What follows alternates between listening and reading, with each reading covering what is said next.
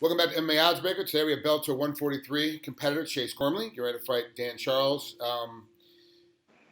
We had to schedule this a little bit later in the day. You're still working overnights. Yeah. I'm still working at American Junkie in Hermosa. I'm pretty tired right now. I got to go back in about an hour and a half. Holy crap. So, You closed yeah. it last night and you have to go back in again and close it again tonight? Yeah, man. I mean, it's got to make money. You can never have enough money. So and especially the holiday weekend. This is the time I might make $200-300 a night. So I can't miss it.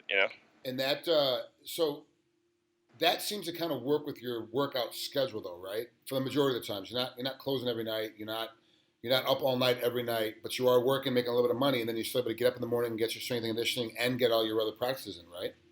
Yeah, like I woke up this morning before and did sprints, and then now I go back to work, and then Monday start rock and rolling all over again. Monday through Friday I'm training, and then on the weekends I'm working. It works out perfectly, man. I mean, a lot of people have to wake up 7 o'clock in the morning, go to work all day, come home. At least I don't have to do that. So I can't bitch. Everything's fine.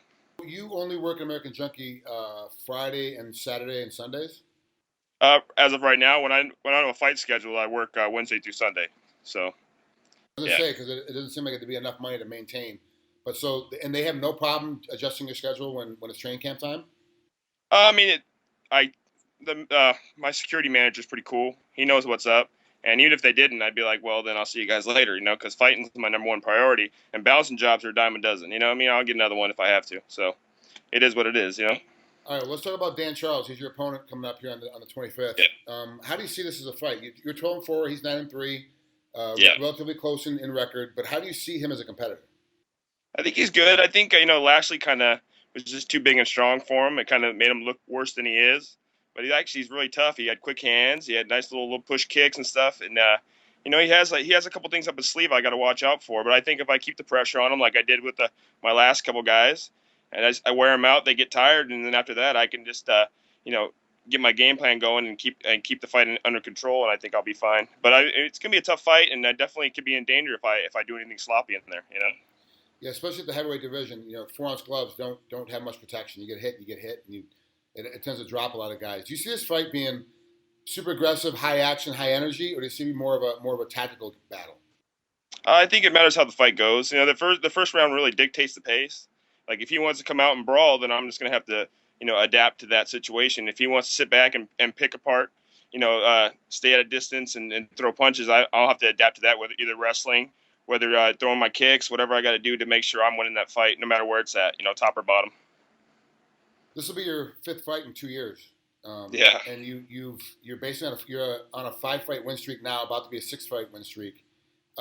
Where do you think what's gonna happen for you? Because everyone knows Titan Fighting Championships is one of the feeder leagues for the UFC. It's potentially for you to get jumped up. They need some more heavyweights over there. They need some more names to get in there. Some of the guys, we just lost Nogueira. We didn't lose him, but Nogueira finally retired.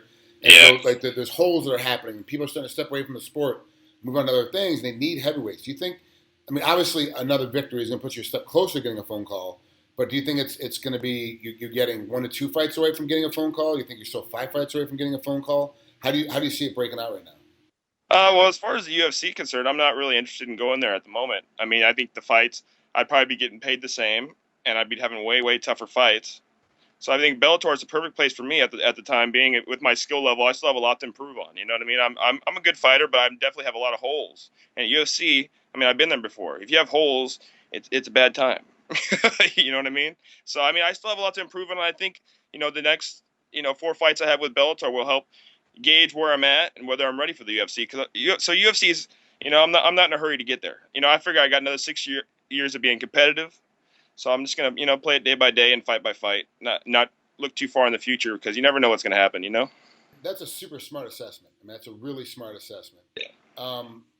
There was rumors for a little while that Fedor was going to go to the Bellator or UFC, was trying to make a decision, and Scott Coker finally came out and said, look, we're not hunting for Fedor at this point.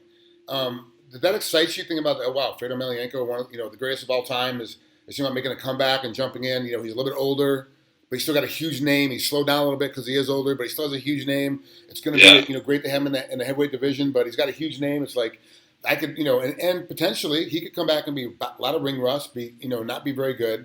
That kind of excites you, like maybe potentially he could have been there and could have been one of your future opponents. Yeah, even my wife's a big fan of Fedor, so she's like, "Oh, you're gonna fight Fedor if you win a couple more fights." I was like, "I don't know if he's signing with Bellator yet, so we'll see." But he ended up signing with UFC as far as what we've heard. So I'm kind of disappointed. That would have been nice. Even win or lose, fighting against a guy like that is gonna bring it to the next level. So just something I wouldn't enjoy. Yeah, now that I've gotten older, like when I was younger, I used to be real scared. Now that I'm fighting, I enjoy it. Win or lose, I just go out there and fight my hardest. And I only got a couple more years to do this, and I'm just having fun, man. So no matter who I fight, it's all a good time, man. I like it. I like it. Thanks, Chase, for coming on here. Enjoy the rest of your night at American Junkie tonight. Have fun down there in Hermosa. Appreciate it. I love that place. It's one of my favorite spots. Whenever I'm in LA, I always try to get down to South Bay and get in there. So yeah, I love that joint. Well, come on by, man. You're always welcome, dude. Thanks so much, man. I appreciate it. Take care. Have a great rest of your training camp, man. We'll talk to you later. Thanks, man. Appreciate it.